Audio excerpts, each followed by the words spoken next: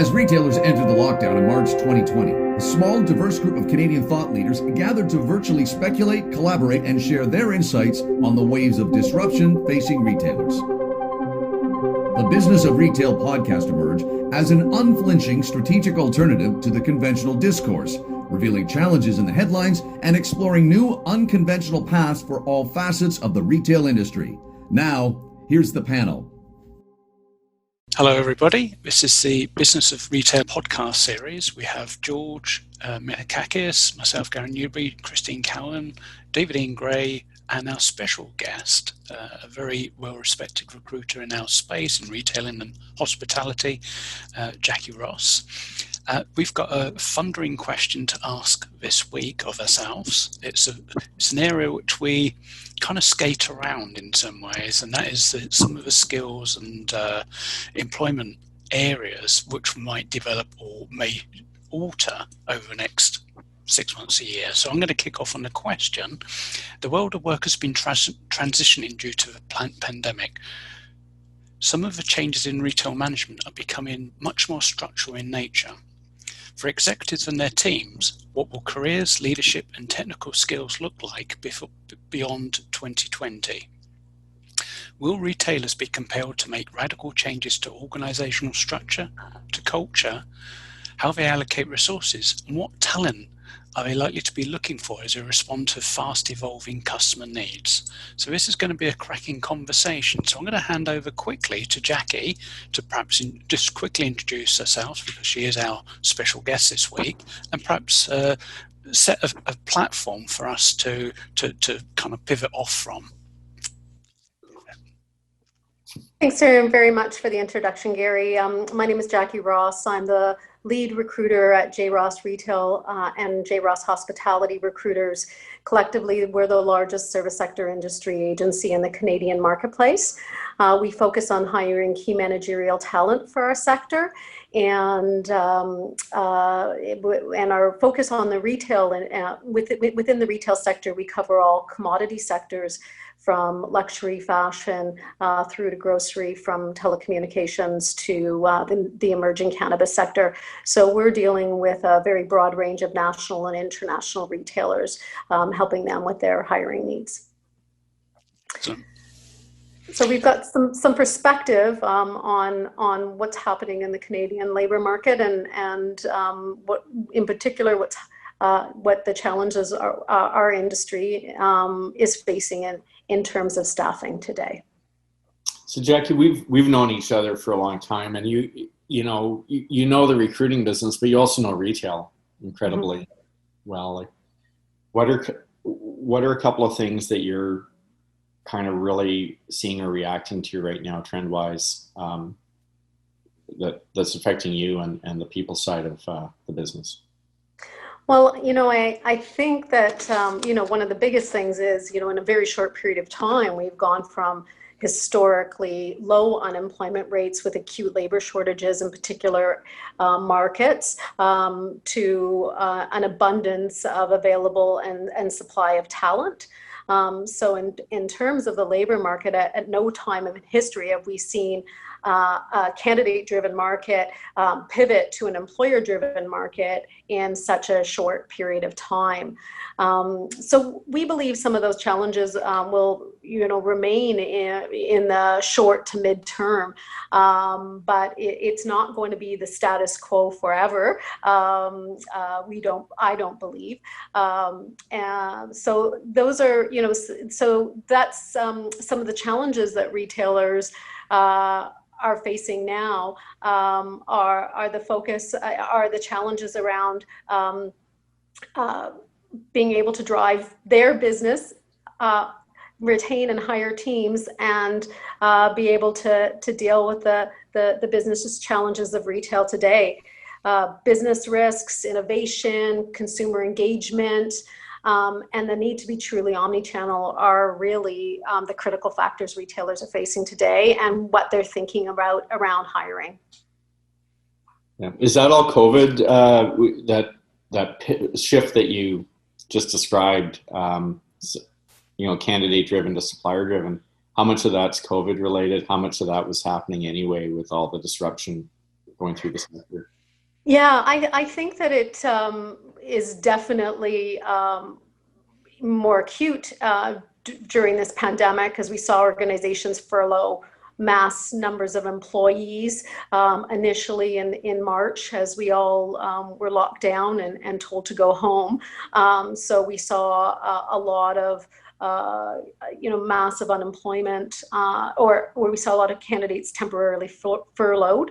And then as organizations started to hire back, they did so conservatively. So we saw a lot of people go back, but sometimes in a part-time capacity. So as opposed to a full-time capacity on the hourly side. So there's definitely been a pretty significant impact on the hourly work. There's been a significant impact on the hourly workforce. On the salaried workforce, we've seen a lot of organizations go into bankruptcy protection over the last couple of months. Very large organizations that some were struggling before the pandemic and downsizing regardless, but nonetheless, we've seen really fast moves on those parts of on those organizations as they're trying to restructure. So organizations like Reitman's, Aldo, organizations that we thought were too big to fail really had to rethink their business overnight. So we saw pretty fast shifts and moves in terms of retail labor market. But it's really been interesting because the employment recovery in the retail trade seems to be on par with the industry average. And the number of people that were employed in the retail trade, based on the last StatsCan numbers, grew by 91,000 in July. And that brought employment in our trade to 92.7% of the February levels. So that's been a really interesting. Retail was one of the hardest hit industries initially, but its recovery has, in terms of employment numbers, have been fairly robust compared to other harder hit industries like the hotel sector, travel and tourism, arts, etc. So, but I think what is very helpful right now, and it is what has changed is going to change the employer's mindset around hiring, is that now we know that the government has decided to extend the wage subsidy program right through to summer of 2021. So now organizations are in a better position to start planning and to be able to make some big decisions around how they can afford to continue to retain their workforce. If I can just sort of intervene, thank you very much for that, Jackie.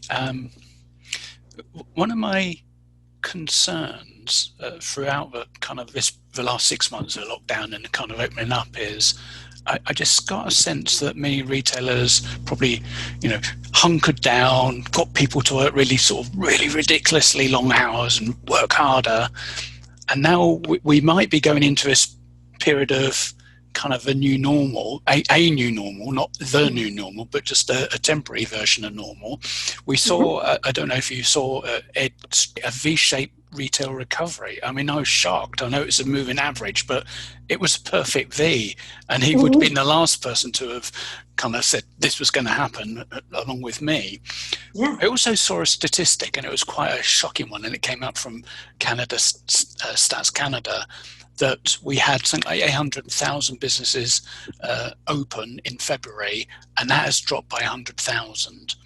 So there's a number of really big forces, and I just feel that many retailers would go, phew, right, back to normal, guys. Let's just carry on as normal. When I think that this audience here, this group here, would be actually thinking time to rethink and do some big changes. So I'd be interested to get our collective thoughts around what would we expect to see and what are we likely to see as potential outcomes from the next, say, 6 months to 18 month period. Well, Gary, I'd like to throw something in the mix, which is more, because it's not great to rely on, but more hearsay, anecdotal. I'm getting a signal that some chains out there may be using COVID as a cover to downside more permanently their workforce. And I don't know how widespread that is, but I think parsing through what's COVID versus what's longer run is pretty important to our discussion, especially from a strategic point of view. I want to add to that, David, that it's just not the workforce. It's to disengage themselves from a lot of assets that were just burning holes in their pockets. The amount of retail space that they've had. Normally, retailers can have 10 to 20% of their real estate producing no profit, and it was an opportunity for them to exit, right? And conglomerates to exit from brands that they can't carry anymore and don't make any more sense. So this was the opportunity for them to do it, and it's a kind of a perfect storm.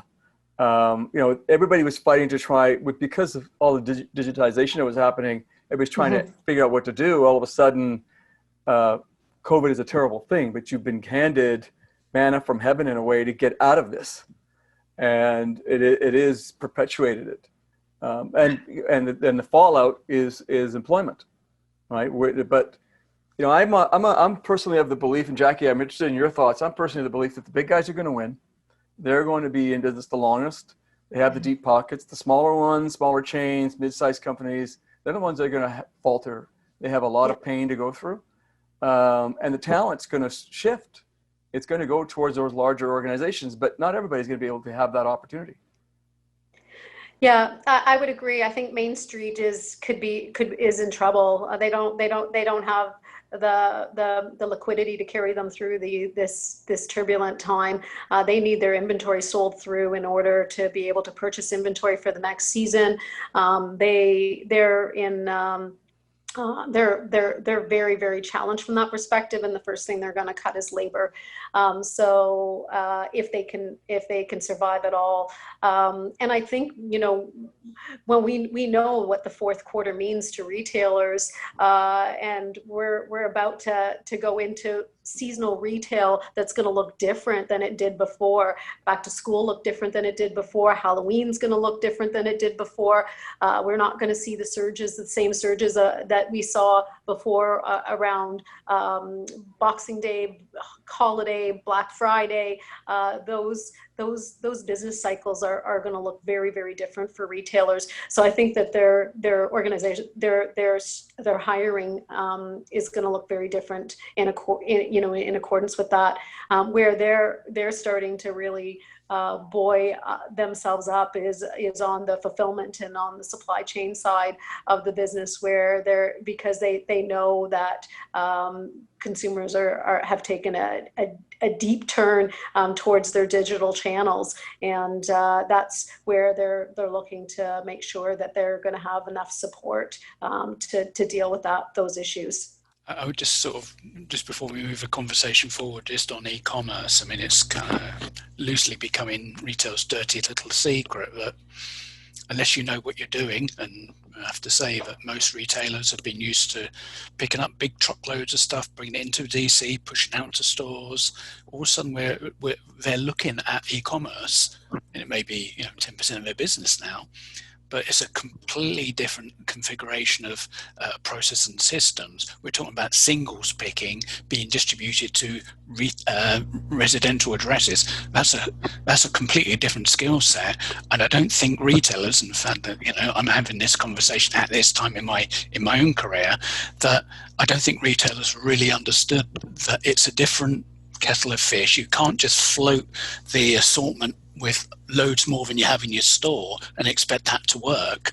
In fact, it needs to be a lot more focused in terms of a proposition. You need to have the right skills in place to make it work, to just about scrape a living. And I've been saying on LinkedIn more recently, and certainly this morning, e-commerce is not the savior of retail. It's part of a savior, part of a proposition, but it's not e-commerce in its own right is not the savior. So sorry to intervene. I just wanted to make that point. Well, but I do agree with you, George. I think that, we're going to see organizations divest themselves of their underperforming stores and get any leases that are up for renewal that don't make sense are not going to be refilled. So you are naturally going to see a reduction in numbers of stores, and that will affect the employment rates within this industry sector. So first of all, I do the same thing, Jackie, that you just did. I'm always giving George credit for any good idea that comes out of this panel. Usually it's at Gary's expense. And, I don't care. So like if I step back and chunk this out a little bit, so the one topic around people would be just total body count, if you want to call it that, the head count in store. And I know there's a lot of hiring back right now, but now that we're thinking about the next couple of years, that may recede again. Yes. What we're hearing.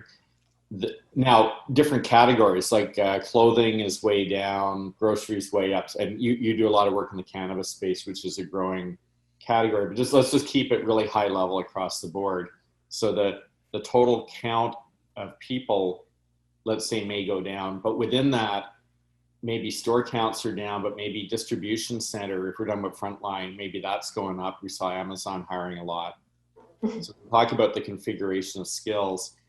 We've also been talking a lot about the changing requirements of leadership, like what it means to lead in retail, which implies culture change. And so even the nature of retail and how it works and what kind of mix of employee soft skills, maybe not just your hard skills.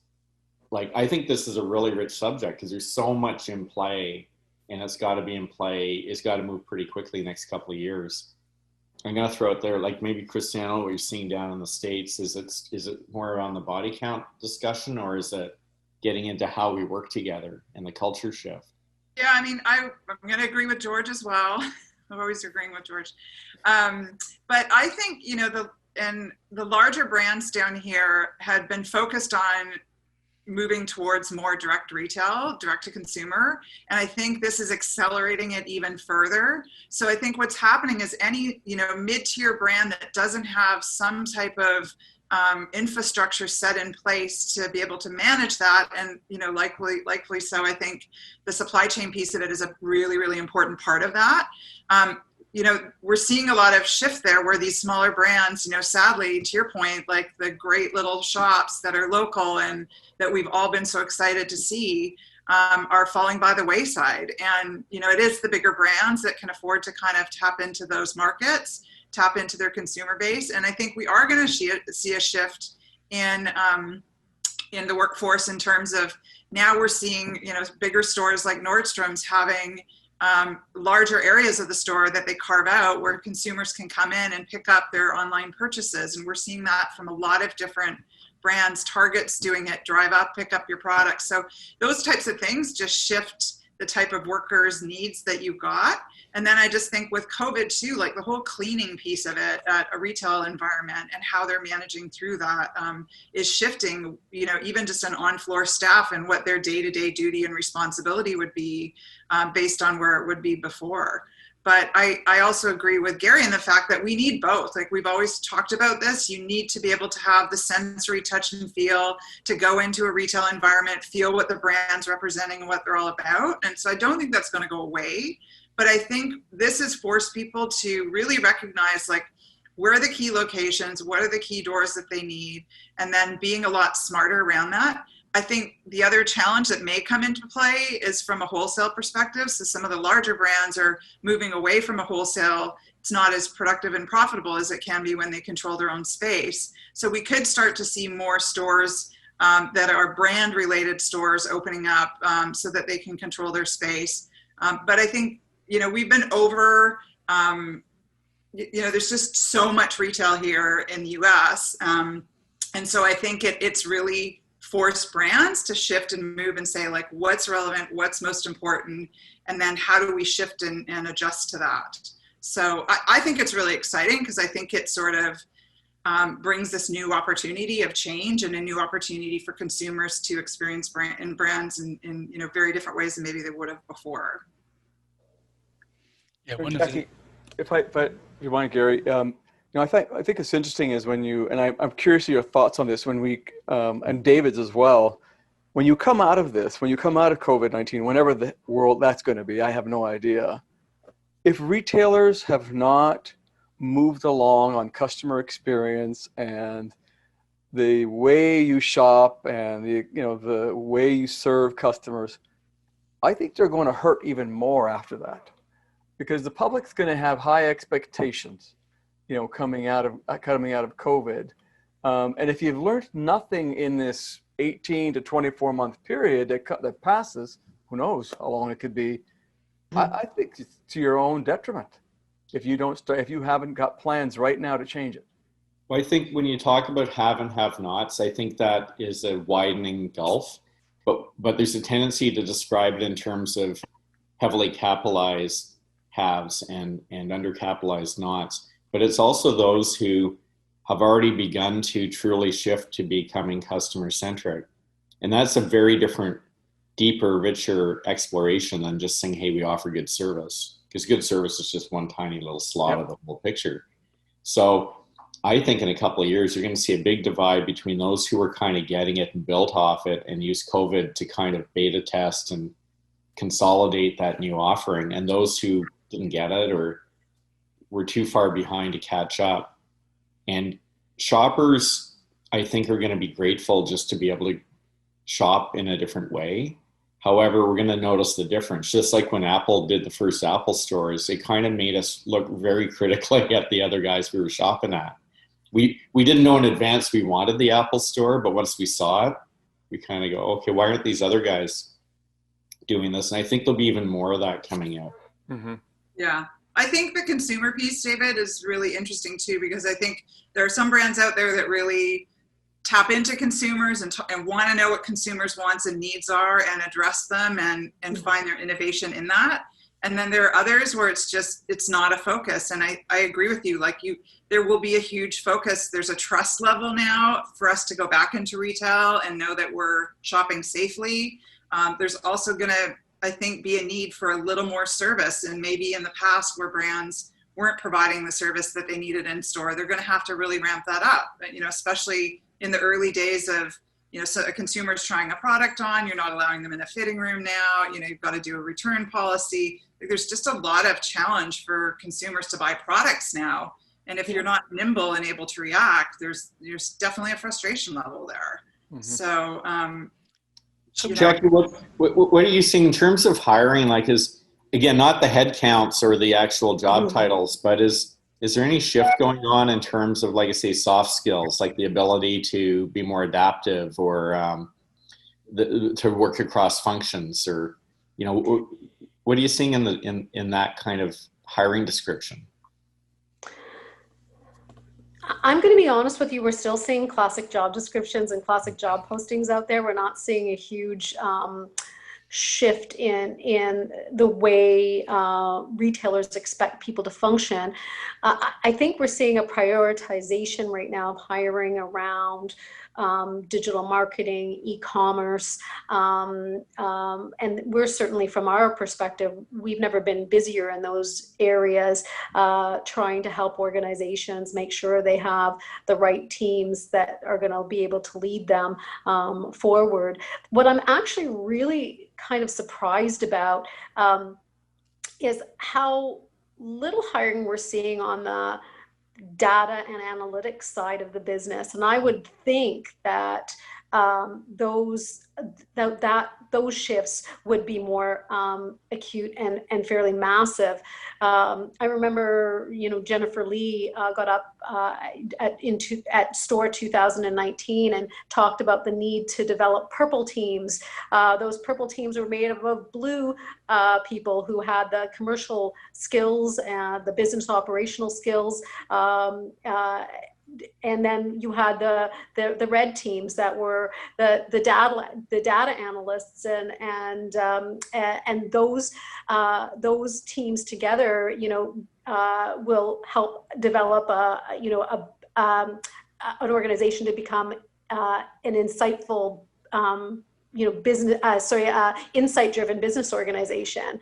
And I would think that those things would be more critical now than ever. But we're seeing still so much focus on the operational and the commercial teams, but we're not seeing a lot of focus on really shifting organizations to promote data-driven decisions in order to help them win. If you're a leader who has done decades in the sector and you did it a certain way and you've been studying this and you kind of know it's out there and you should be looking at it, under duress of this moment, it's probably the last thing you're going to take a chance on. And that's what worries me. I don't know if we're transforming properly through this. It's not bolting on e-com or hiring a job title. It's really rethinking how we're running our businesses. And that's an early warning indicator. Your two factoids there make me a little concerned about the future of Canadian retail. Your predictive modeling, your forecasting, your dashboards, all those things that they no longer exist in the same way that they did before. So all the data that you collected pre-COVID and used to predict shopping patterns, develop pricing strategies, manage supply chains, schedule staff, develop merchandising plans, those aren't relevant anymore. But I think organizations are still sort of moving along those lines, but they can't look back in the rear view mirror. They have to look forward, because like we said from the very beginning, Halloween, holiday, all of these buying surge moments are going to look very different than they did before. So I think it's really, really critical right now for organizations to reconfigure and gather teams that can really look at how to react to that from a marketing standpoint, from a supply chain standpoint, and data is going to be the most important piece of that. And we have more input now than we ever have before. Yeah, it's quite worrying what you're alluding to there, and it's what I'm seeing as well in terms of as I wander around the market as such. I wonder, David touched on this earlier on, and certainly the question talked about cultural change. But it's easy for us to think, of course, cultural change is a matter of fact, isn't it? Of course, given this situation, they should. And it's all about the should element in there. But the question I think I am sort of developing through this conversation is, what would cause the cultural change? Because I've been a big advocate of, leave behind your great plan for digital transformation.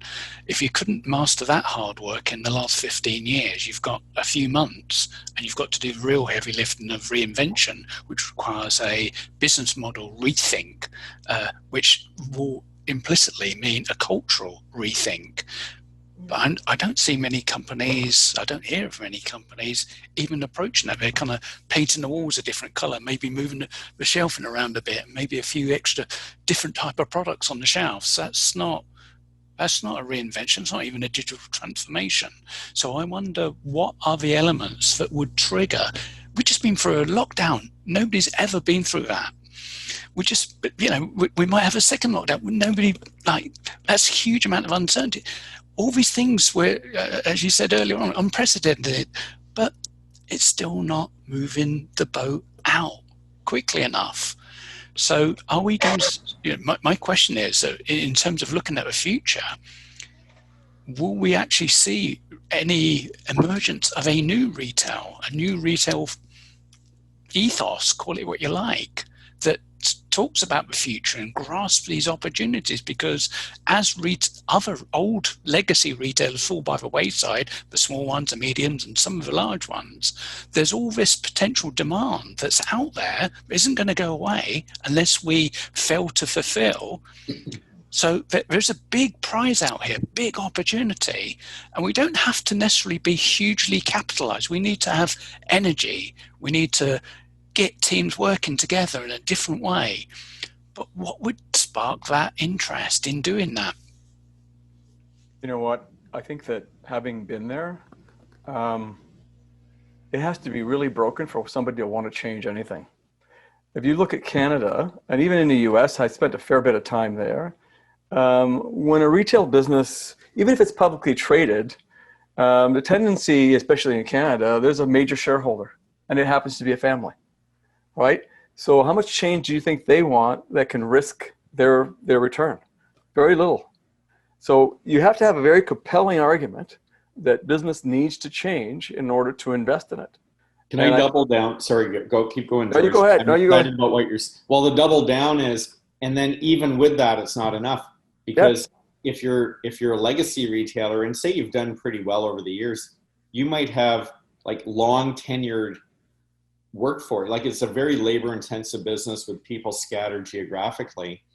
Getting them to buy in, like their world being disrupted, the uncertainty, COVID's bad enough, but saying, hey, you're going to have to be more adaptive, or you're going to have to work with the other departments better. Well, what does that mean? And I still have to get my job done.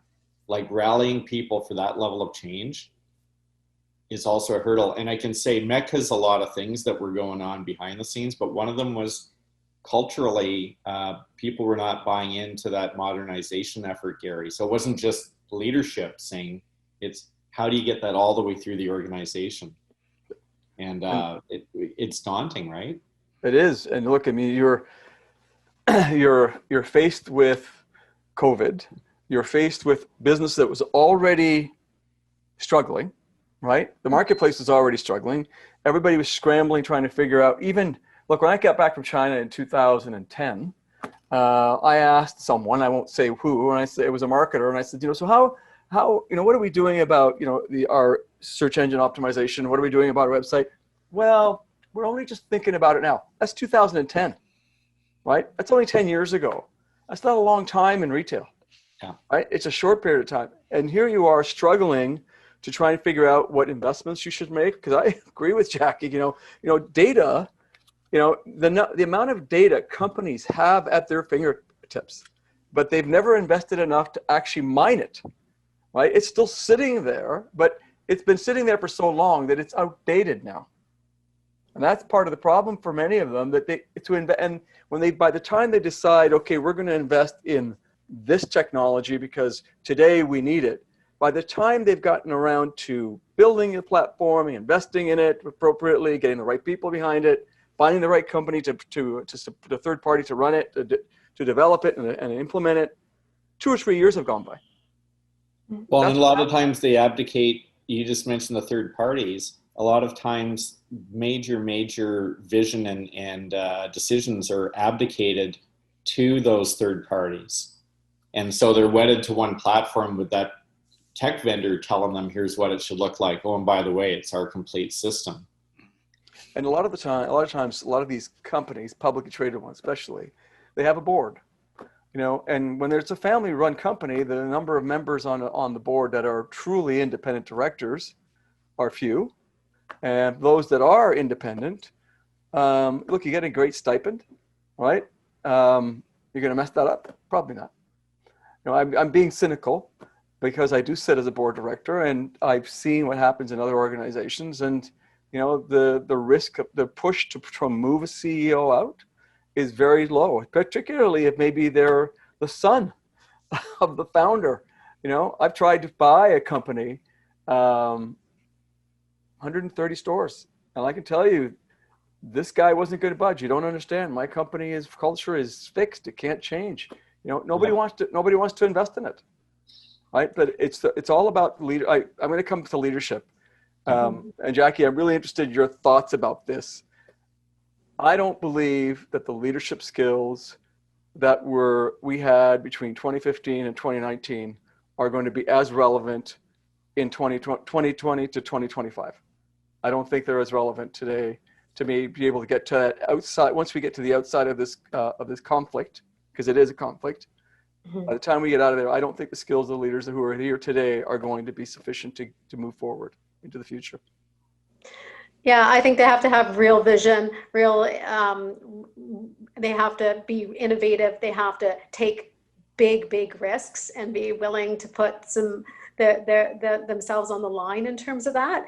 And they have to get in right now in terms of teams, they have to get people behind them. And it's hard to rally people when we're all working remotely in these little silos from our homes. But we're going to sort of have to rethink, about how we collaborate and how we move big projects forward, because these aren't just small incremental shifts organizations are going to have to make. I think they're going to be massive shifts, and we're going to need people with good change management skills. We're going to need people who can really, can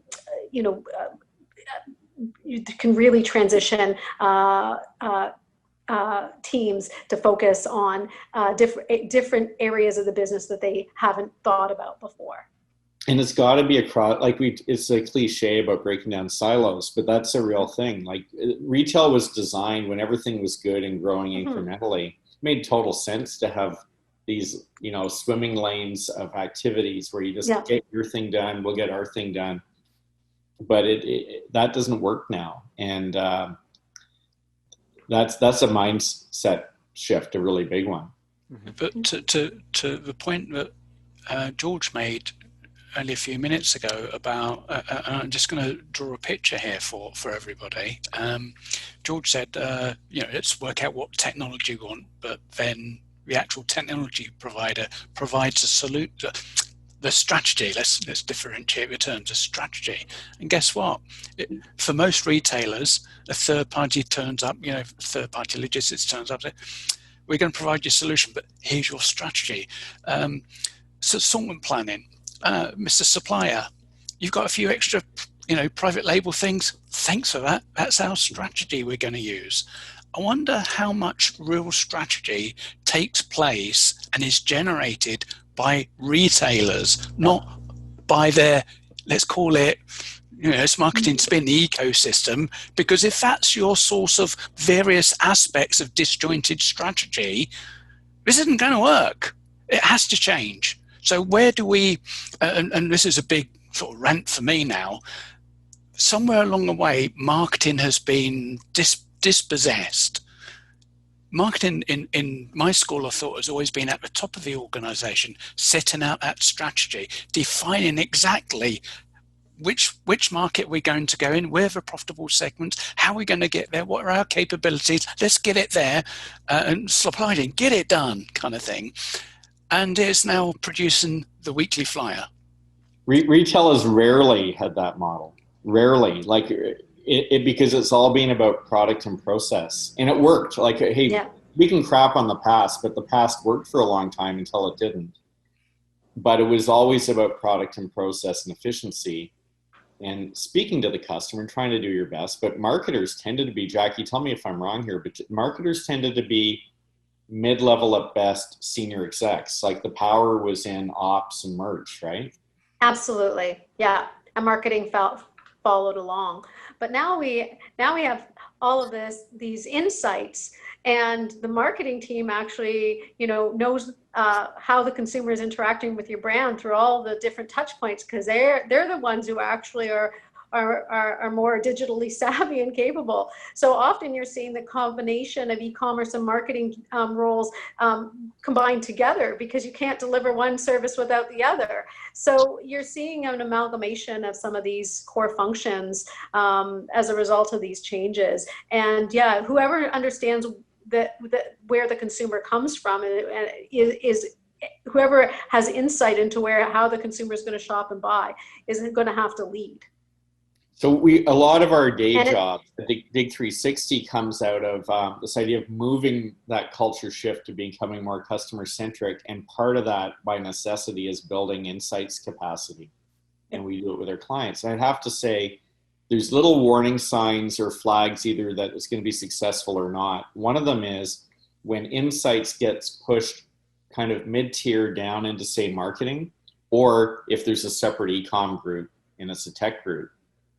It has to be at the C-suite, because it's about the business changing. And if the insights are not allowed to sway changes to policy and process, if it's just like within your little area you can tweak something, people are going to be very disappointed with the investment. The ROI is going to be low. So the changing policy and process is a very senior level directive. So we look at things like that, and if it's getting pushed into down the weeds, you're going to go, hey, this isn't going to go far. Jackie, do you think that, I remember about 2 or 3 years ago, marketing, there was a lot of rotation happening in a lot of retail companies with marketing. There were a lot of marketers are being replaced. Is that still happening today?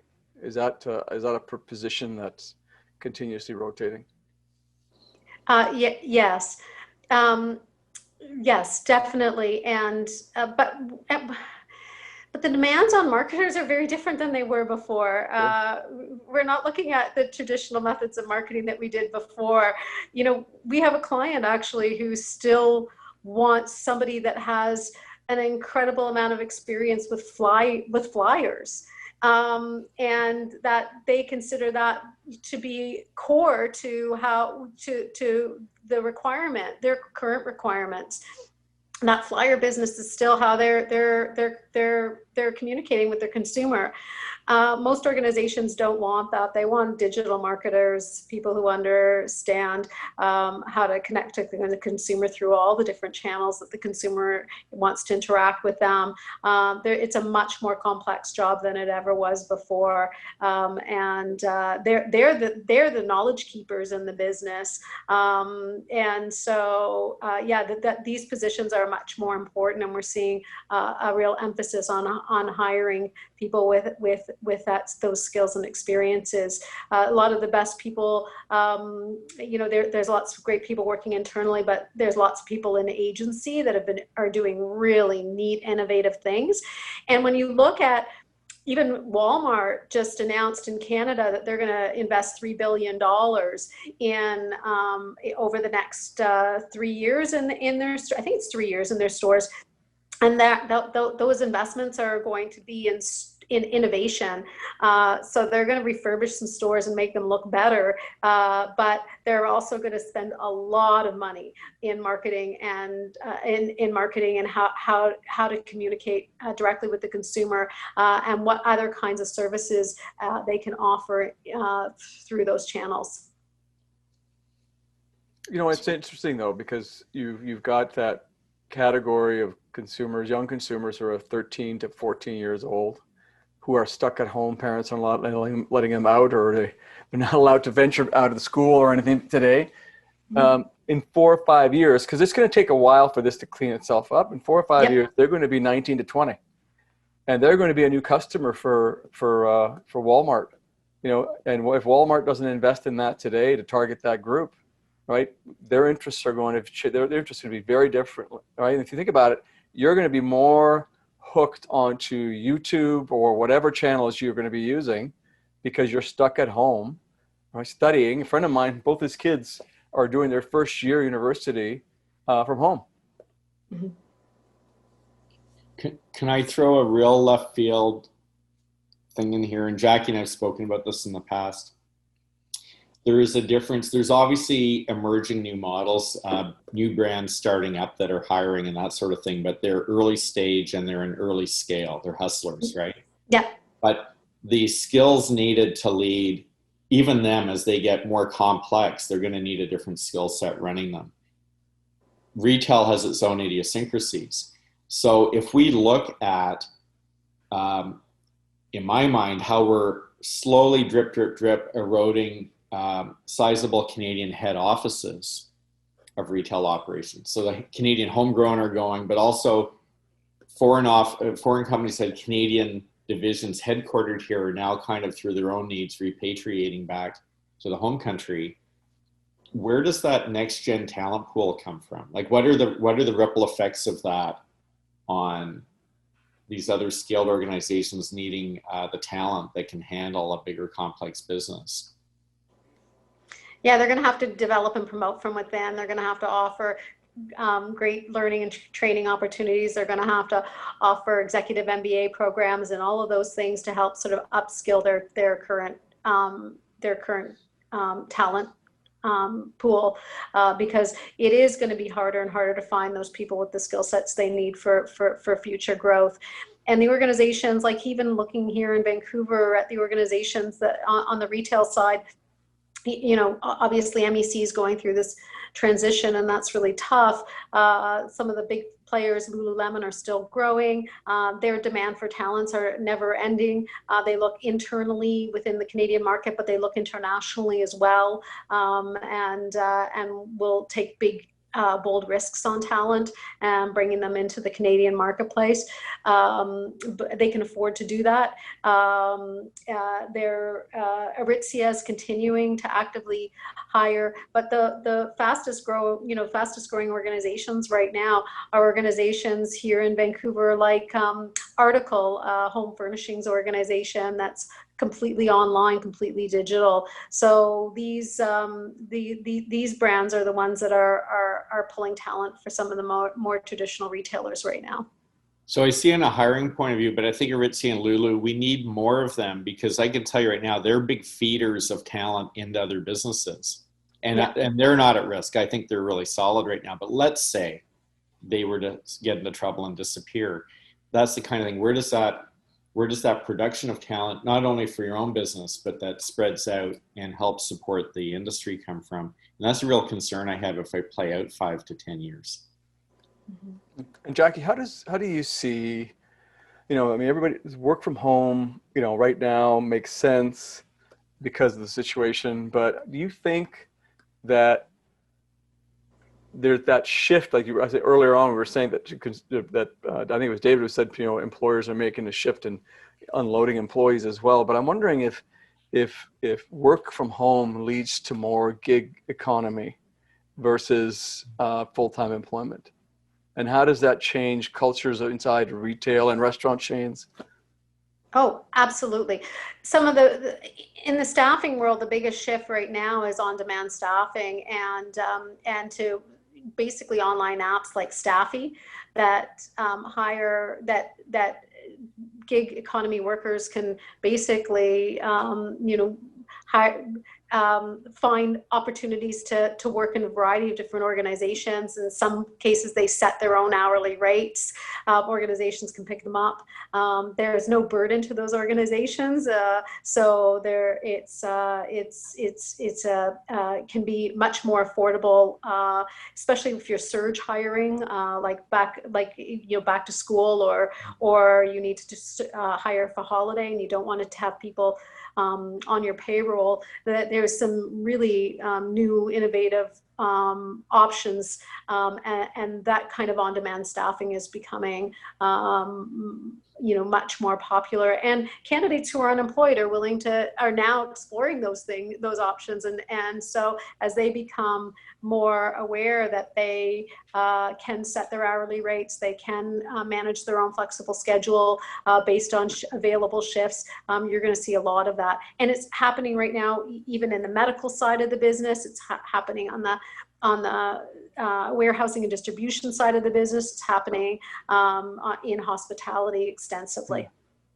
So it's but it almost hasn't like happened in retail. We're not seeing a lot of demand from retail operators. So the big players aren't really marketing their services to retail. Retailers seem to still hire traditionally. That's interesting. But it almost feels like a cultural job shock is coming. Yeah, that's how I see it that way. But I agree with you though. The retail, the bigger retailers are going to hang on to the rules that they've been playing by for a long time. I don't see them really transgressing away from that in any way. They've been playing grocery, especially. Yeah. I mean, everybody needs to buy groceries, right? And the weaker players, to me, are adding in delivery because they want to grab a bigger portion of the market. And curbside pickup, sure, everybody's doing that. It's a no-brainer. Well, you'd think it is, but at the end of the day, when I look at grocery, I'm thinking, well, why do they need to change? What for? Well, let me offer a potential catalyst for change, because I come from Gordon Food Service, and they've worn all manner of things from the Second World War to now, and they make X%, a single figure X%, and nobody in that business would have thought their business was at risk. Sometimes it goes up and down within that moderation, but their business has been absolutely, and Cisco and Flanagan's, all been devastated by this situation. So I just, as I was listening and pondering things, listen to what Jackie was saying about the gig economy, maybe Uber was the catalyst for change to, let's call it hourly paid staff, to be more flexible. So it was a technology base that allowed that to happen. So I fancy using my vehicle for a bit of taxi work. Yeah, I've got a way of doing it now. I wonder if the lockdown, or where this lockdown goes, because we may have a second, maybe a third one. Hopefully that's a complete unicorn and a fancy, but I've got a suspicion it may not be. I wonder if the lockdown, and now coming out of a lockdown, is a catalyst for executives to be moved around and for cultural change to emerge from that, because something has to change. If we're buying our strategy in from other disparate partners and we're trying to join it together and we're not very good at it, we have to move forward somehow, and we can't carry on as we are using the same serial processing for decision making, for policy making. We have to find some new method of collaborating within organizations in a way that we've never done before, and that can be quite challenging. But most importantly, collaborating with suppliers. Now here's a catalyst for retailers if the lockdown isn't enough. CPGs picking up cheap property, developing their brand, their retail outlets, suddenly deciding to go direct, and all of a sudden your presupposition that grocery are here forever, maybe they're not. Maybe if Kraft Foods decides, do you know, I'm fed up with this mechanical way that we negotiate. We don't collaborate. We compromise. Walmart tells us we've got to give them 5% at sales. We have to do it. How about if we used our existing factories and used the trucks to take it to our new stores, and we broke it down into singles close to market, because this is their big challenge, is how do I get my product in pallet form close to market in singles? How about if they picked up all these, not all of them, but many of these cheap properties which are going to come up, and suddenly the grocer said, much the same as the department store said about Canada Goose, oops, if they go, our business is wrecked. So I just wonder if CPGs kind of getting a bit of an appetite, the more pressure they're under and the more cheaper it is to find a different route to market, they may actually go a combination of D2C, but it'd be D2C with a store fulfillment model, but they may actually open brands like Nike, Adidas, and actually go direct at scale. And this is a big challenge. And I wonder if many of them are actually really thinking about this, because if we think about Kraft and the challenges they've had over the last 2 or 3 years with stuff being done which wasn't very helpful, maybe if they can climb on top of that, they can get a bigger picture and go, do you know what, we can actually directly look after our customers and deliver our service, our product to them in a way that a retailer can never help us with. You know, in a very ironic way, we used to do this about 60 years ago, right? You were selling direct door to door. The bread man, the milkman. I mean, it was the guy with the butter and the eggs. I mean, it was, you know, I mean, most of us are old enough to remember that happening or hear stories of it. So the point is that, you know, I don't think there's a lot of them of businesses out there that remember any of this or know how to go about doing it. This is really foreign to a lot of young executives, you know, and it's new ground. You know, it's being painted every time you hear about a story about delivery to home, right? It's just broken new ground. It's a new service, but most of us who've been around long enough know that it's not. What's intriguing about it is that the CEO of Coca-Cola said, we're going to have to find non-traditional ways to sell now, because there is no going back to what things were until there's a vaccine, right? And God knows when that will happen. So how many businesses can think non-traditionally to get it to to tie back to the analytics point, I met a guy via the folks at Ryerson Futures and DMZ out of India. In India, he was an award-winning data analytics guy, but also created a business model with P&G. And he took that then into, I believe it was wireless phones. In India, they sell wireless phones out of trucks, like vans, branded vans, actually go into the neighborhoods. They're mobile. They're going, literally mobile, go into the neighborhoods. So you have to logistically organize all that optimally. So this is where the guy comes from. Comes into Canada, says, I want to take my talents, but kind of do something for North America. And when I met him the next time, he was dismayed at how laborious and cumbersome North American logistics was, like just clunk, clunk, clunk. But it's who would ever think of that? Like, I've never seen a wireless company here say, yeah, let's have some trucks on the road and sell. It's just your brain doesn't go there unless you can get yourself out of your day to day. Absolutely. And that is the problem. You know, if you think about all the retailers that are in trouble today, apparel is obviously one that's having troubles, but the retailers that are in service sector, right? They're having a ton of trouble. All right, because the public's going, I can put off getting my new phone. I can put off getting repair on my phone. I can put off getting, my nails done. I can put off doing this, like haircuts. All of that is happening, and it's to the detriment. So I asked myself a question: how can you take that to the consumer, right? I don't know that they can break away from these models, right? And I've talked to somebody who does a lot of work with hair salons, for example, and they said to me that most of them are independently owned. And the problem is that they're so fixed in their ways how they do things that it's hard to push anything new on them, right? And I think that's part of the problem. But if you think about it, a friend of mine got a haircut at his house, right, in his backyard, right? So it's been 3 months since he had a haircut, and he had one done. But the guy drove up in his truck and showed up at his house, had his mobile unit that he has to do wash the hair and everything out there, and he got it done. The question is, why aren't more doing it? Yeah, absolutely. I mean, there's so many opportunities for working with consumers in a different mindset. Like you think about in department stores, they have this private shoppers who will do all your shopping for you, and you can go in there and they'll lay out the product for you. Like we have to think about things in a different mindset. And again, it kind of goes back to like, what are the things that make consumers comfortable and what are they willing to do? And there's, I have a massage lady that will come and do a massage at your house. You don't have to go somewhere to get it done. And there's a convenience to that too, that I think a lot of consumers are willing to pay for or would be looking to have. So.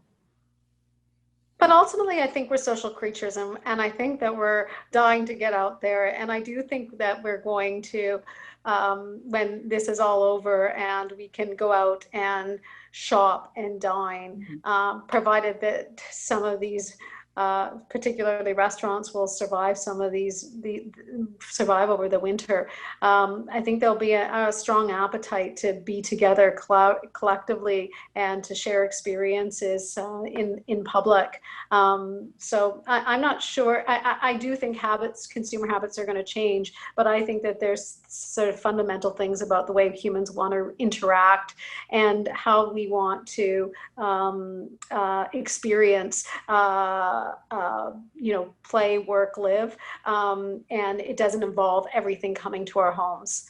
No, I absolutely agree. I think there's going to be a hybrid, right? There's going to be this opportunity to tap into it if you need it, or this other opportunity to be outwardly facing. And I think it's the same with work from home. Like, I think it's really hard to be constantly on your screen and not have that interaction with the people that you work with, and that ability to have fun and get out and do things together collaboratively. It's just, I think I agree with you. As humans, we need that. We need that interaction. So we're coming back on our recurring theme of being able to embrace greater complexity and be adaptive. And, I guess we're just seeing it's happening when we think about employment as much as thinking about any other aspect of the business. I think that's just a recurring thing right now. Flexible, adaptive, and being able to embrace complexity, not avoid it. It's and, not or, right? Mm-hmm. So Does anyone want to sort of sign us off? I think we're hitting our. I'm quite happy to do that. If there's any. I want Jackie to come back though. I liked this was great. This is a great discussion. Yes. Thank you for joining us. It was great. Thanks for the opportunity to do so. Okay, excellent. So just wrapping up this edition of the Business of Retail with George Minikakis, myself, Gary Newbury, Christine Cowan, David Ian Gray, and our special guest and great contributor this time, Jackie Ross. Thank you, everybody. You have been listening to the Business of Retail podcast, an unflinching strategic alternative to the conventional industry discourse. Thank you for joining us. For more information, please go to www.thebusinessofretail.ca.